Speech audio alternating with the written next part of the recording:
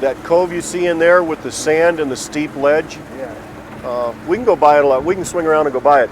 That's the canyon right there where they found the early Indian points that date back to prehistoric in 6,000 years BC. That's the one where we walked up and in, and there were the lines of ash Yes. down in the erosion areas.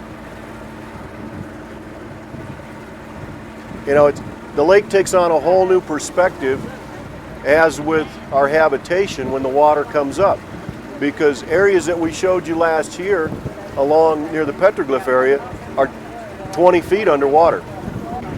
The people have been coaching for water skiing this summer have skied that, I talk about the back bay when you were here last time. There's another whole lake around the corner and this big large back flat area, and that's where we did a lot of our skiing this summer and a lot of coaching, because the rest of the lake was general public for water skiing and any type of water sports you'd like. So when they wanted really good water, we'd take them back up into a back area.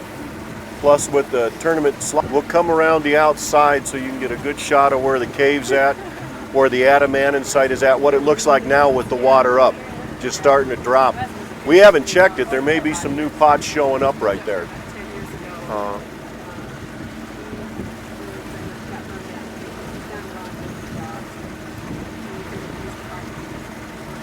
Last year we did roughly 18,000 visitors, you know, during our what we call a year-long season. This year we've done 57,000. And a lot of them, we get a lot of people driving and said, I saw it on the Shepherd's Channel. I'm here. Where is it? What do you got? Oh, okay. It was kind of surprising for us, the response we got from your videos. We have quite an audience that really enjoys what you have here, you know, history of our country, ancient, near ancient. There are a lot of people that still care. Yeah, even when we didn't catch it, a lot of times I'd catch it on the satellite. Within 2 to 3 hours after it aired, we'd get the messages, the phone would start ringing, you know, and we'd send them out the information on what we had to offer, the campsites, when the tours were, what the weather temperature was. And it seemed like when everybody got up here, they were startled because they expected to find a small lake and a small canyon in a compressed area, and where they planned on spending one day here, one day at Petrified Forest, one day at Grand Canyon, they'd go, uh-oh, we better extend this about 4 more days. You know, this isn't right next door to each other.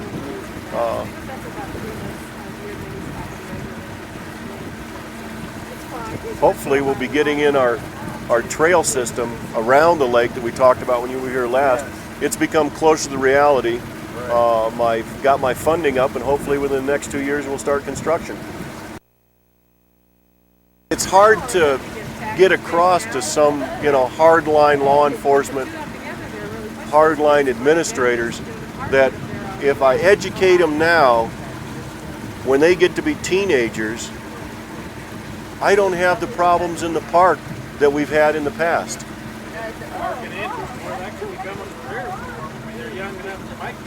Right. Well, it's not even that. You can imagine Jimmy and Debbie, you know, 7 and 9 years old, come to the park, take the archaeological, the environmental ed tour. They come out with their brothers and sisters and family 2 weekends, and the older brother, Jeffrey, finds an arrowhead and to pick it up. The younger ones are not going to let him do that. They are going to embarrass him so bad that he won't do it. So actually we use the little kids as a major educational part of reducing our problems. That's like preventive medicine. It is, and it's. I made that statement to our environmental ed people, and they said, well, we thought all you did was arrest people, Kevin. Trust me, I'd rather do this than book them. It's a lot easier. This cove here that we were in 2 years ago is the one where we found all of our prehistoric stuff. Our archaeologists that surveyed it just last year have confirmed that that's what we're dealing with, is some areas that date back to habitation to 6,000 years BC. and it's just this small little canyon that goes up. But on both the right and the left to us, over here to the right is the hill that the cave is on, our ceremonial cave is on, and that we've got ruins all around the base of it. So it's the whole area, just the shoreline, is totally tied together with the habitation that took place over the years, and that we had people must have lived here for thousands of years because of the water, which helped create the food, and then with the hills and the cracks and the caves, we've had all this places for habitation and mild weather. Without the dam, how wide would the river be, say like this time of the year? The historical accounts, this time of year, you'd probably had a free-flowing, maybe 10 to 15 foot wide, 5 to 6 foot deep, a lot like your back east rivers, natural flowing rivers. Because even this time of year, now today's a beautiful day, we've got no clouds at all, but normally this time of year, by the afternoon, the monsoons would start coming up out of Mexico. Like we saw last year, we had to run from the lightning. That starts to rain up on this watershed, and that comes down our river. So actually we only have maybe 2 dry months a year where there isn't constant water coming into our watershed.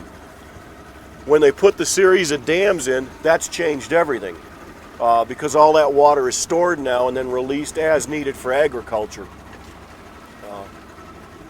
But you figure this is a 1,500 surface acre lake. That's a mile wide, 3 miles long. That's a lot of water that's stored year round. It's used mainly for irrigation and owned by Lyman Water Company, but they've allowed us to come in and build around the lake shore to produce a recreational area for the public. And for years we've been known as just a water skier fishing lake, with excellent trout coming out up to 7 pounds. So we thought, well, we had all these Indian ruins, and 2 years ago we started, when you folks came out, we showed you the Petroglyphs tour that we developed. We're now working on a major, archaeological dig where people can come in as grad students and spend a week and dig with us and learn. And then in the wintertime, when the college backs out, ASU backs out, we bring the local school kids in to learn about the environment, about the dig, and about how thousands of years ago people lived here, how they survived, the houses they lived in, the corn that they planted, the animals that they developed, and how they evolved into what we probably know today as the Zunis or the Hopis.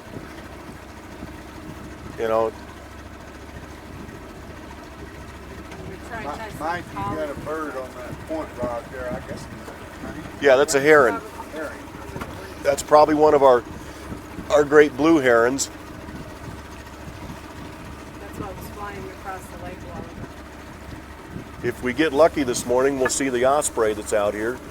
He's been feeding and just grabbing huge trout. He clamped into one last week when we were out working with the kids and almost couldn't get off the water. We thought we were going to have to go up and lift him in the boat and peel the fish off and let him fly. This is unbelievable. This was dry. Yeah. When you were here a year ago, this whole area we're filming now was stone dry. We were walking through this. You could barely get a boat over the far edge. And now the lake wraps all the way up and around the corner. If you'd like to, we can take a ride up. Maybe catch some of the ospreys. We've got a lot of ducks. We've got an extensive bird population that lives at the lake. This is one of the views up to the cave. Just a little slot. When we're in a hurry, that's the way we go up. Because it's right up there on that straight face.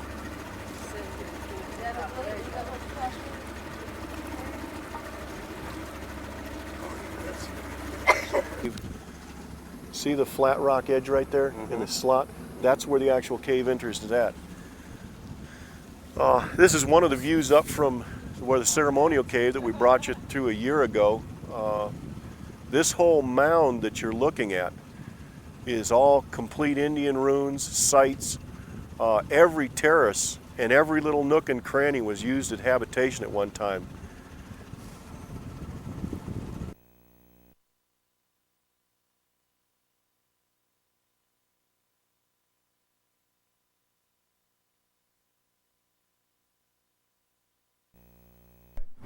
right here. Yeah.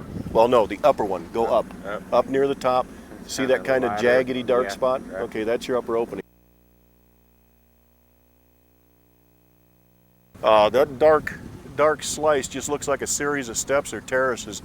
In the shadows right there is the actual opening to our ceremonial cave. We still have burials down in there. There's a lot of artifacts. It's not open at this point to the public because since it is a burial area, it is a religious site for our Zuni and Indian friends that are our neighbors.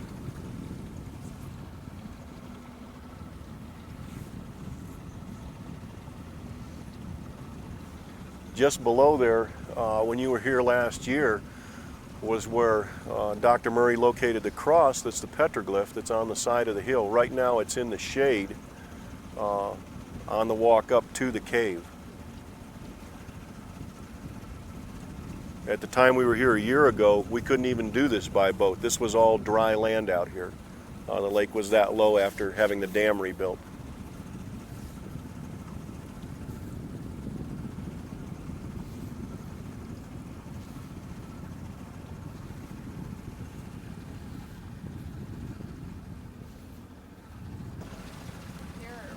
Yeah, we're going to nose in right over. In fact, you can see the coyote or fox. Yeah. Diane, you've got a coyote or fox running above the Adamana site. There's a coyote or a fox running above the Adamana site right over here. I just caught an edge of him. See him right there? Yes. That's one of our local wildlife habitat is the coyotes that run along the shoreline. I don't know whether you've got him in view or not. There's so few people. Yeah. Well, there's so few people up here, they're not really afraid of the public. And with the water, they've got all the food they'd ever need to, to maintain survival. Yep. He's down on the flat now. You see? Yeah, I got him. Yeah, it's real unusual this time of day, this late in the day, that we'd even see one out in the open. Right up in here, right next to these salt cedars and right up and in, you'll just see some vertical stacked rocks. This is a site referred to as the Adamana site, which is like, we've been told by the Petrified Forest and the archaeologists there that it's one of three. We haven't even had a chance to check it since the water came down. What does that mean? It's a period of time that dates from like 500 AD to 700 AD, and it's a distinctive pottery style that's more of an anvil hammer. It's not very decorative, it's strictly just a colored pottery style. The only reason that we pointed out is the fact that Petrified Forest told us that they had one, there was one other in the state, and none of them had burials. This one here has burials in it. We found a child skeleton and an adult so far. So we keep a pretty close eye on it. If you could swing the boat this way, Diane, if you can. Where we're going to be going today is from this point here, we're going to swing around, if you can do it. Right across the lake is where we're going to be taking a look at today. This is what we've known as Rattlesnake Point.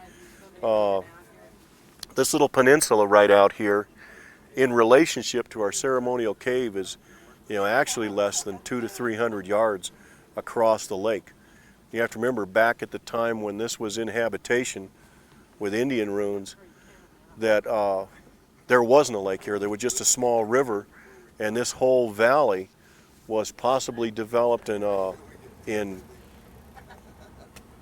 corn, irrigated corn land, because our Indians of this time, the Anasazis, had in the later period had developed irrigation and agricultural farming to the point that they had full crops out here of corn, not as we know of corn in the cob. The small cobs were only 2 to 3 inches long. When we talk about having, going into Taco Bell and buying a tortilla, that was probably 50 of those little corn cobs trying to get a meal out of, ground in the matatis. Because we think of corn on a 8, 10-inch corn, 12-inch corn cob. These people's corn cobs were only 2 to 3 inches long at the time, but it was a very drought-resistant corn, that from what we understand, some of the Indian nations have been able to take some of the old seeds out of these ruin sites, replant them, get them to grow after all these hundreds of years, and that's what we know as the blue corn now. When you see blue corn chips, that was the original drought corn, and if I'm not right, that was taken out of one of the pueblo sites up around Chaco Canyon. This area they're looking at now, this whole rock fall along this bank is actually what's left over from the original buildings and multiple story buildings. All these flat rocks were part of pueblo walls at one time. The stacks are what our archaeologists put in, but you can see the flat wall even in the grass up there. Because we have to remember that years back, this was all not underwater. Probably the little Colorado River ran close to here because this ledge this real hard flat ledge that you're seeing from the water side, when we were here a year ago, this is where we showed you the metates where they actually sat, ground corn, sharpened stones.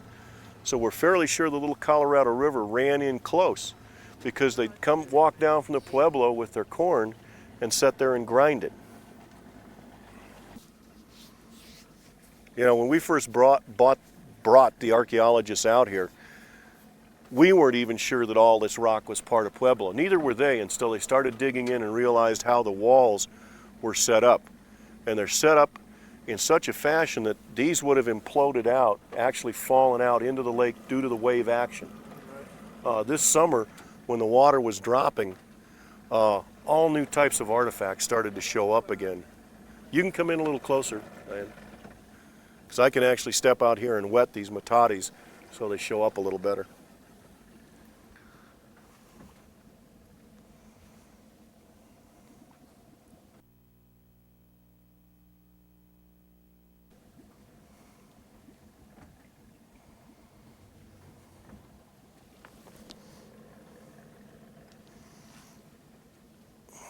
Takes me a second to find them.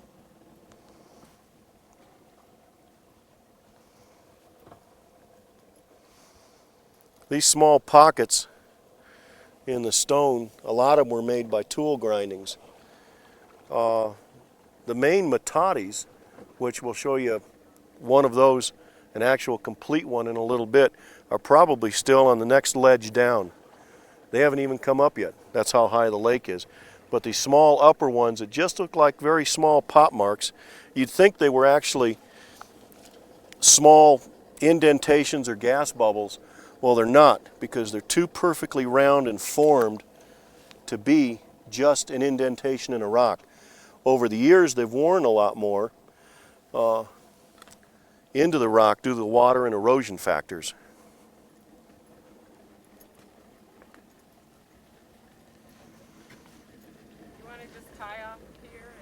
Yeah, we can tie off here and go up from here if you'd like to. No, this is a good spot because it's fairly deep. Get some rocks. Yeah, just get some rocks. Or do you have another length of rope in there, Diane? We'll just go up to one tree and tie off. Oh, okay. Even if it floats away, we send Diane back. She walks back and gets a truck. This is Rattlesnake Room Pueblo that we're in and on. It's been a joint project between Arizona State Parks, the college at ASU, and the St. John's Economic Development Corporation. One of the things we've been striving for here is not just to have just an archaeological site. We've been working to work with the young children in school through an environmental education grant to try to teach them about how these folks lived, the way they had to live, the types of food that they ate, and their interrelationship with the environment, which is what we're talking about now today. Each of us has an interrelationship with the environment, and these kids have to understand that even thousands of years ago, it was important for these people to be very careful with their environment to bring their livelihood. The pottery shards that you see in the bottom of the pueblo were found in almost the sites where we've got them laid out. The pueblo evidently burned during a catastrophic incident which burned the whole pueblo and it imploded. All the walls fell in and the roof fell in on it, which preserved all these pieces. They don't come out in one piece. You've got each one of the pots, you can see where we've glued them back together little by little to try to form the whole pot. Because as the roof fell in and the dirt came in on top of it, over hundreds of years it compressed down and broke the pots. What's really interesting about this room in itself is the fact that it has almost like a flagstone floor, where the Indians that lived here took enough time to actually lay flagstone in so they wouldn't have a dirt floor in their housing. They'd have a hard rock floor, like we think of as a hardwood floor or carpeting. We also have a totally intact firebox, which is their hearth, their stove, their barbecue grill, whatever you want to call it. This is where they heated and cooked at quite a bit during the period of time when they were here. The walls here are all made out of adobe, and they're chinked and they're flat rocks. Before we ever got a chance to get down to this point, our archaeologists had to remove the large amount of rocks that you see in 1 meter squares. They pile them in 1 meter squares to get an idea of the volume of rock that was here, which tells them how tall the walls were on the pueblo itself. When we take a look at these wall sections in here, in areas like this, when the people were still here, these wall sections were approximately 2 foot higher and then covered over with large roof beams. That was covered over with a woven matting and then mud on top of that to give them their roof of their house. Most of the entrances were through the roof, down and in. So you had one small opening that the family would come and go out of, and that way it would maintain the heat within the walls during the winter months up here, which can get down, to freezing temperatures at night. When the pueblo burned, all those roof beams and everything else fell in. They were all preserved here within the pueblo when we started digging. We found a lot of 6-inch beams, 1.5 feet long, that were totally carbonized. We'll be able to get an exact date of the pueblo out of that through tree ring dating. The reason you see 2 different levels of dirt within this pueblo itself is that the school that was here this year that worked for 2 months, this is all they could excavate in that period, very carefully coming down with small trowels, brushes and stuff to make sure they didn't miss any artifacts, any information, made sure everything was designated. So we've only excavated half of this room. And this is like a one-family dwelling. Across the top of the pueblo here, you have approximately 12 rooms end to end that go from one side of the pueblo to the other. One of the things we found on the pottery shards here at the park is we've got our standard Anasazi polychrome colors, which gives you a date and a time of Pueblo 1, 2, 3, or 4. One of the unusual things they found with our pottery shards is some of the shards are showing up with a green color besides the red and the black and the white. That green is known as Zuni green and is found 70 miles overland in Zuni and in their pottery today. We have found shards down in this room that have Zuni green in it. It indicates that during the year 1200, 1300, 1400 AD, they had Zuni green here, had somehow come up with it, made it, or traded for it. Hopefully our archaeologists will be able to tie that all together and tell us exactly what's going on during those time dates. We have approximately 100 to 150 rooms on this site. And when we talk about being 12 rooms wide, long, it's also 8 rooms wide, and we're not sure whether it's 1 or 2 story yet. There's still controversy over that, because it seems like when they dig down below the floor, they find more ash level. We know that the surrounding area, all around this pueblo and in the park dates back to 10,000 years BC. There were people living here, all the way up to what we now know this site is to be roughly around 1400.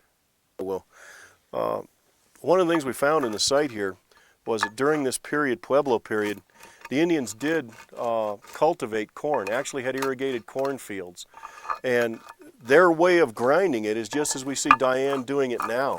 And you literally laid the corn down in the lower piece, which was called a matati, and you can see how it's grooved out from years of work. It takes, I don't know how many years to take 2 pieces of stone and literally grind a smooth bowl into it, where you could take the smaller piece, which they used as the grinding stone, known as the mono, and grind the corn into a dust and a powder, which we would call flour in our day and age. And this was their basic life subsistence, was this corn. That's why in all of your Indian legends, all of your Indian religions in this area of the country, your Hopi and your Zuni, corn is a very prime thing in their religion, because this was their staple. You know, like we think of our wheat flour and our beef today, for these people, this was life and death, and how they raised it, how they ground it, what they used it in their products. But you can imagine the toll it took on you after grinding the corn down into a real fine powder, the amount of grit and the amount of rock you would have in there, and then you would ingest that through your teeth. That's one of the ways that they can tell whether the people, you know, what they lived on and some of the parts they had. When they do have to look at burials and skeletons, they can tell by the teeth on the people on what type of existence. That's why at 30 years old, these people were very old people. They had a hard life.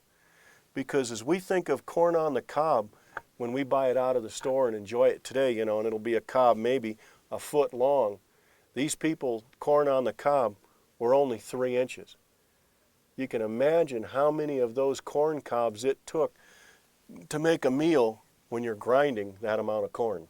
People living within a 1 mile square zone, as we're talking about here, from 6,000 years BC all the way up to 1400 AD. Do you know how many generations of families that is that had to be fed, had to be sheltered, had to be taken care of off of the land that we see now, right off of here?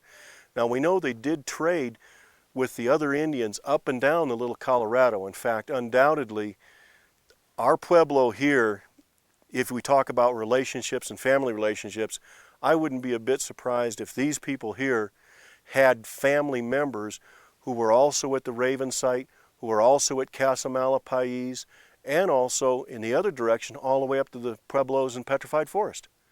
Because we're not talking about that much distance.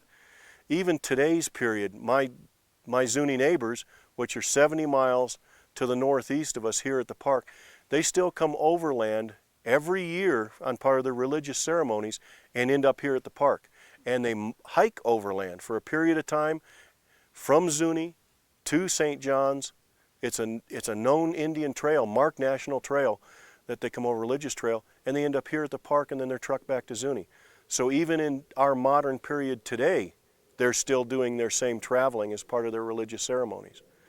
So it's, when we think of 70 miles, you know, we think of an hour, 2 hours of car time. These people are talking 2 or 3 days, and that was a standard journey for them, the same way as it was for our pioneers that were out here. You know, we think we're the new people here. We're the one that civilized this country. These people have been here since 6,000 years BC, and they're probably still here today. Their ancestors or relations are still here. When we're doing the removal of the dirt out of the Pueblo sites, every bit of dirt that comes out of there is then brought up here to the sifter and sifted through so that we can look for any type of artifacts. We look for pollen.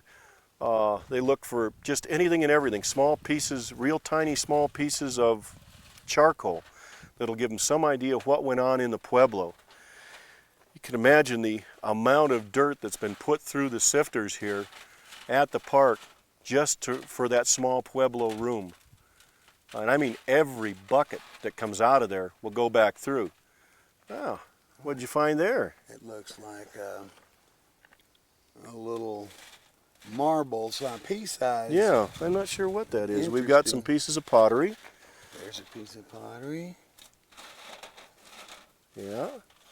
Beautiful pieces of pottery. Yeah, and that's some of our St. John's polychrome. Right. That's very, very common around the park, and a lot of what we're finding at the sites.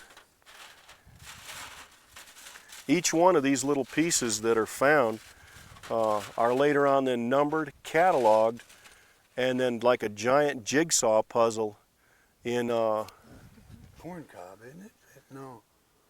no, that's a small piece of wood, probably very, very old chunk of some of the small roof beams or matting that came down and in. But each one of these pieces will later on try to be constructed into what the original bowl or pot was. So you can imagine how many thousands of pieces these shards can get in and the work that it takes to glue it back together.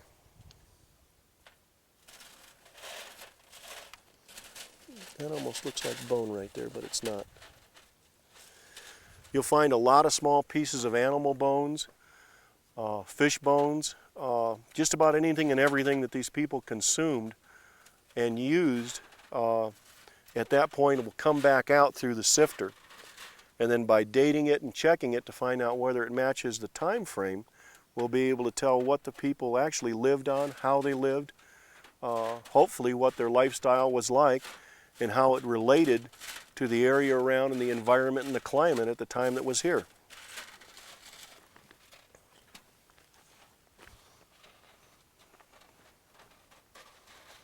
Well, we certainly found two beautiful pieces of pottery in there. But that, you know, that piece of wood, Yeah, that's the type of stuff we were finding when they got down, and you'd find small section of the roof beams, yeah. very small section of the matting. Now this is just stone here. Yeah, that's our different types of sandstone that we have, what the pueblo was made out of. And it shows the different varying colors and patterns, how it was laid together. Now this one even has charcoal on it. See, that one's been burnt on one side and exposed to some heat. Each one of these little bitty pieces that the archaeologists find is just another clue to the puzzle. Wow. That we use when the school children come out. And this is St. John. Yeah, this is one of this type of St. John's polychrome. This might be of the Pinedale type, which you can see how intricate the lines are. And you've got a basic pot that's done in a red glaze, and these were glazed, and then had the black lines on them in different patterns. And sometimes the outside would be the red with black, and sometimes you'd see the black with white on it, depending on which type. Now this pot's evidently been exposed to heat. And what the archaeologists have to prove is whether or not it was the heat from the fire of the pueblo or actually used as a cooking pot. And that's why we brought ASU in too. They've basically been our guides and the teachers and main instructors on how we do this and our connections with the tribes. Well, that was fun. Can we do another one? He had so much fun the last time, he had to do it again, right? Right. You just kind of very gently crunch up the chunks. Oh yeah, don't beat it with the trowel. No, because you never know what's in there. Some of it is very. Oh yeah, well see, you have to remember that the ground we're dealing with here is the same ground that they made the pots out of. So it's a very hard clay type ground. And embedded in these hard clay type, now see here's a conglomerate. We got an odd rock, and you just kind of have to work your way down, and then when we get down close and get it, then just take it and shift it back and forth a little bit so we can get some of the dirt out of it and see what starts to show up. But this summer we had approximately 20 to 40 grad students working out here doing just what we're seeing now. Plus, in the past couple weeks, we've had over 500 school kids come out and help us do this. So they'd understand that when we get them out, when they're out into a public park or out onto a public site, that it's real important that they not pick anything up or disturb it. Because each one of these little tiny pieces of information that'll come out of here is another clue to how these people lived, worked, and survived in the environment. Now here's a real tiny piece of charcoal. Yeah, This what looks like just, yeah, Out of there. right. Now see these little tiny pieces of charcoal, the real tiny round ones are actually the corn kernels that burned. And then some of the other black ones could be wood, off the wood beams. They could have been out of the fires. Let's go ahead and give it a real good shake and try to get some of our dirt out and see what we've got here.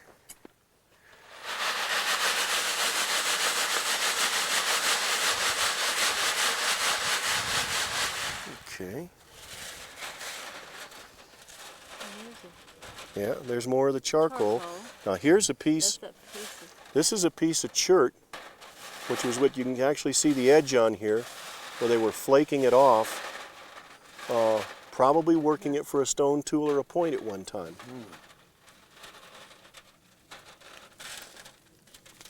More charcoal. Yeah. Lots of charcoal.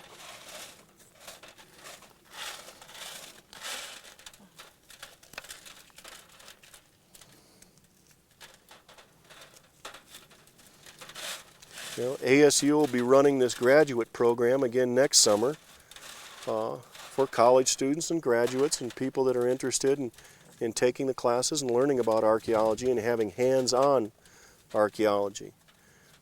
Anybody wishing to come to the school or learn about it or take the classes are more than welcome to contact the park here. We can send them the paperwork, or they can contact ASU directly, which is Arizona State University, down in Tempe, and our archaeologist's name is Dr. Keith Kentig, and he's the head of our program up here. Because this has been a really exciting joint partnership between ASU, State Parks, and the City of St. John's. And then the areas the State Parks has been doing it out of is their environmental education program. Because if we don't learn from the past and learn from these people's mistakes, we're destined to repeat them again in the future, which is what we're finding out now with the way we live. I don't know if that's a piece of wood, I'm not sure. I'm not sure what that is either. I'd have to, yeah.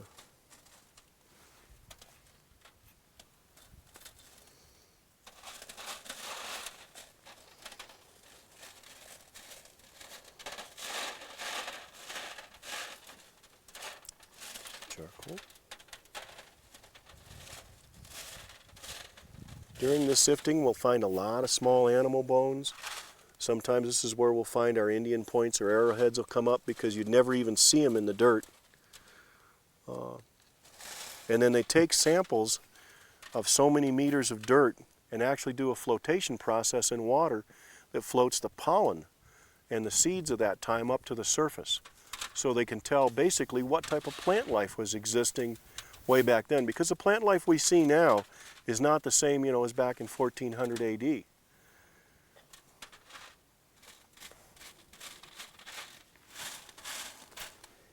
And that looks like something they might have been using for a tool that Yeah, broke. because see, it's too round.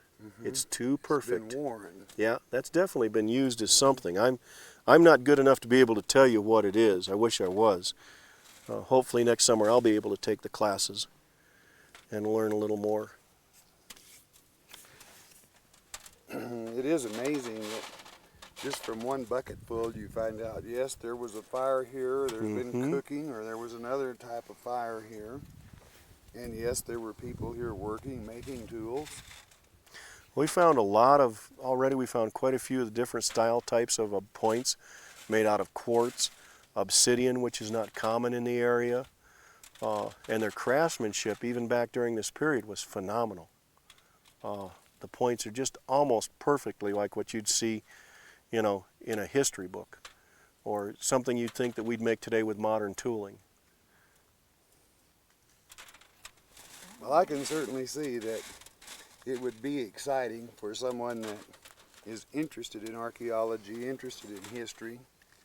And did I understand you to say that college students that are looking to further their career in archaeology could even receive credits in one of your programs? Oh yes, definitely. This is, ASU is putting on an accredited college class, and you know, it's geared toward archaeologists or environmentalists, but almost anybody that's taking any type of college classes that possibly needs credits for an elective or something like that, I'm quite sure that these would be able to be transferred. They need to contact ASU for that though, because they're the fine-tuning in the school, but it's definitely an accredited class. And then after the season of digging and the work's all done is when the park staff gets together with the local school kids and all of our surrounding communities as far away as White River down in the Apache Reservation, Snowflake, Taylor, Round Valley, St. John's, Springerville, all come bring their kids out, and then we explain what we've done this summer. What we found, what we've learned, actually put them in a hands-on situation to have them demonstrate how we do this. And one thing we've learned for years of working with kids and with the public is it's much easier to educate them on how to take care of and preserve stuff than it is to, in later on in life, try to enforce our will or laws on them. If we start to educate the kids now, we won't have the trouble that we've had in the past with pot hunting and illegal digging. I know that you're also, as well as a park ranger, and all rangers are policemen in a sense, and I know that you have experience in police work. Isn't it true that if young people are taught to respect the law and have the laws explained to them why it's to protect the things that we all mutually, well, in this case, own or have an interest in, that when they understand that, they're not as quick to go out and break something? Oh, definitely. Not only just not themselves, they become an inherent shareholder in our public lands and state parks. They feel it's their park. And at that point, it's not just them. They'll keep their friends from doing things that, are wrong. They actually help educate other people on the preservation and why it's so important to keep this stuff for the past. Every time we take a shovel full of dirt out of here and run it through the sifter and find these little pieces, every piece of this information is part of the puzzle that'll help us survive in future years. Absolutely. And it's that important to us. Years back, we didn't realize how important it was. There were no laws against it. Like you said, I've done law enforcement, and I've done both sides of it. I've done arrest and convictions on the archaeological laws, and we can arrest forever. What we need to do is work more on our education side of it so that we don't have to enforce. The farthest thing that my park rangers want to do is enforce. We're here to help educate, teach, and make sure everybody has a good time and learns a little bit about their past, because this is our past. Even though we may not be directly related to the Hopi and Zuni, this is our past one time or another. Absolutely. Well, that's one thing I must say about your program here at the lake. Is it certainly is geared that people of all ages are going to have the opportunity to learn and to respect. And certainly, I want to compliment you on the work that Thank you. Your entire staff, you and your staff are doing. Charlene just happened to notice this piece sticking out just right on the surface.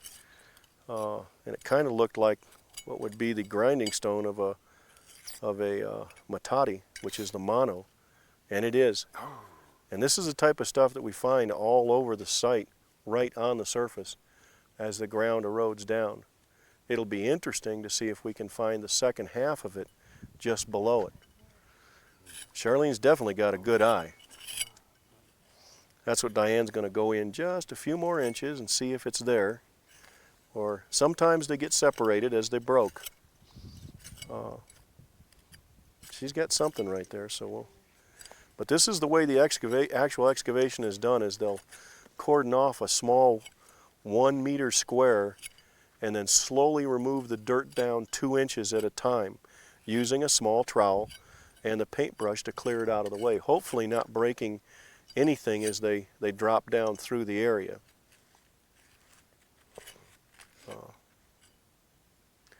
We do, when we find surface stuff right here, we do make some very small surface collections just to make sure that it is safe.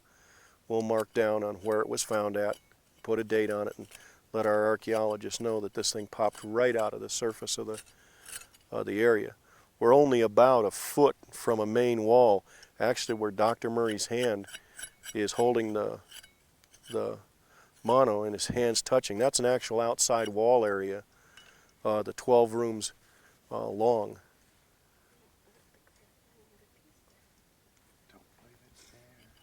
It may not be. You never know. That may be a real good indication that it's part of a mono that broke and Yeah. discarded it. Yeah, it doesn't look like we're going to get lucky today and find the other The other half, no, that's an upright. That's a wall fall. So, Wow. That is fantastic. you know, Shoreline gets the amazing. award for good eyes. It's amazing, like even in modern time, we have different screens where we grind corn, you know, for a different Yeah. grade of grind, or fine grind or coarse grind. And it's amazing how they would use this stone that actually is, in a natural sense, is Almost a screen. Yeah, Yeah. that judges the size of the And you notice it's almost hand size, which is what mano means in Spanish, is hand. Okay. You want to put it back down here? No, we'll have to take that in with us now. Okay. Yeah, that'll need to go back.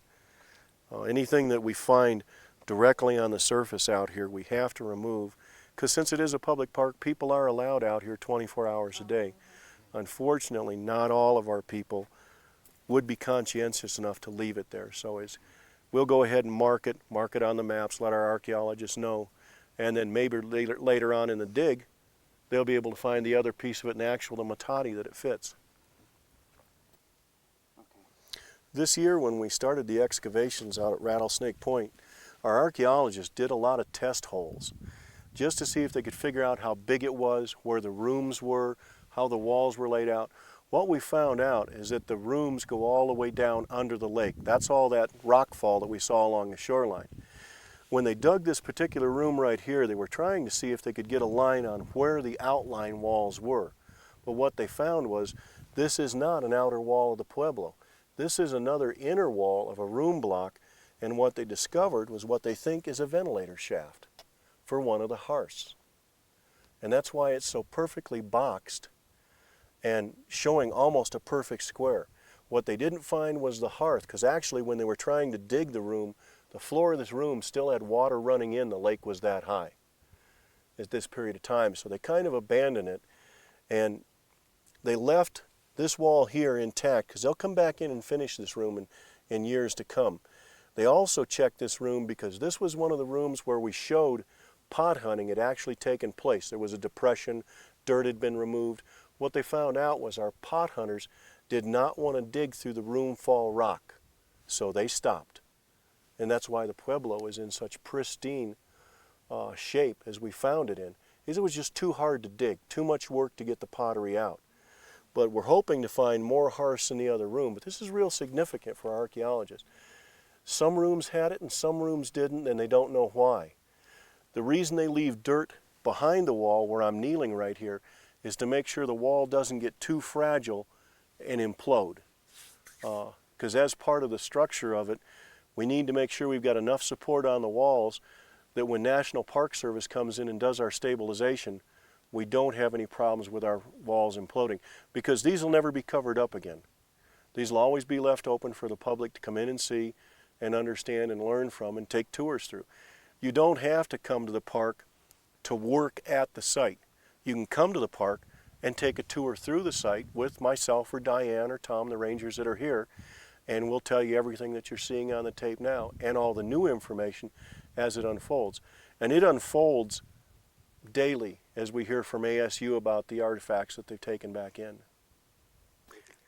One of the first things our archaeologists had to do when they got on site here on the pueblo was this spring, the weeds on top of the pueblo that you're just seeing growing back now were over my head. They had to clear these weeds off using hand tools because they can't bring any mechanized tools up here. And then the second thing they did was start to chase these wall lines, which just look like grooves in the dirt right now, but originally this spring, these were all totally covered over with dirt. Before they could ever put a shovel in the ground, they had to know where the edge of a wall was and try to get some type of mapping of what was here. ASU is now producing a really good multi-layered map showing what we think we have here. And that's only per next year when they put the shovel in the ground again, and all of their new information, learning, whatever you want to call it, is totally changed by the next shovel full of dirt. Because each shovel is another whole new world and can change all their known information into something else. in just one bucket full of dirt. It took them over a week to clear just the weeds and chase the wall lines before they ever got to start to dig, with a crew of about 6 people. All of this rock that you're looking at coming down the beach is all from the pueblo. That pueblo, from where we were standing, continues all the way down under the lake. Because you have to remember, back during this period of time, during 12 to 1400, there wasn't a lake here. There was just a small river running through a really nice flat valley, which made for excellent farmland and excellent habitation. So this pueblo grew up from the river on up to the sites that we were at where the digging's going at now.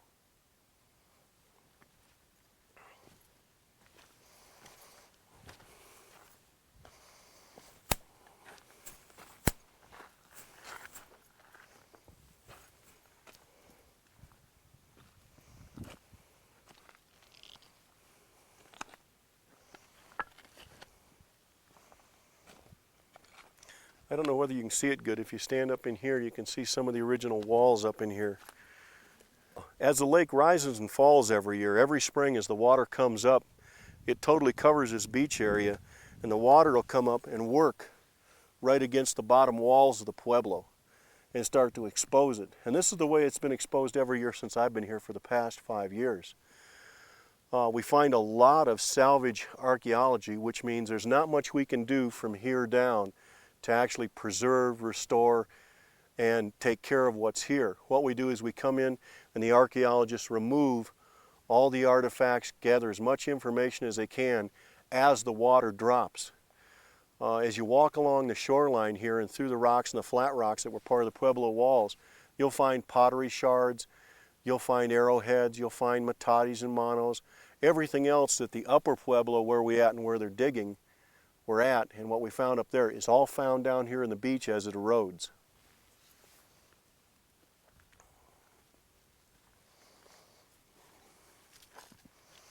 This is another one of their piles of rocks, and this was just taken out of this small area right up here where this wall was. They were doing a test hole, and they just came down. There's another wall line right here, which is part of the pueblo, and they just removed these rocks down and piled it up to try to get an idea how many levels were here during the period when our Indians were here.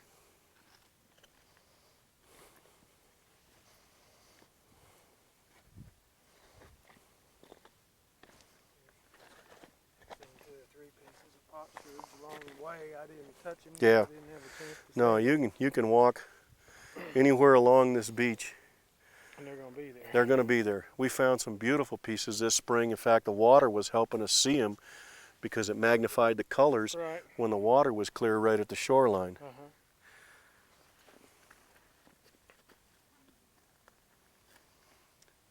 See, the plant life that's here now, these tamarisk, what they call tamarisk and salt cedars, the bright green ones, they were brought in during the 40s under an irrigation control project. So these aren't native. These bright green things that grow along the water aren't native.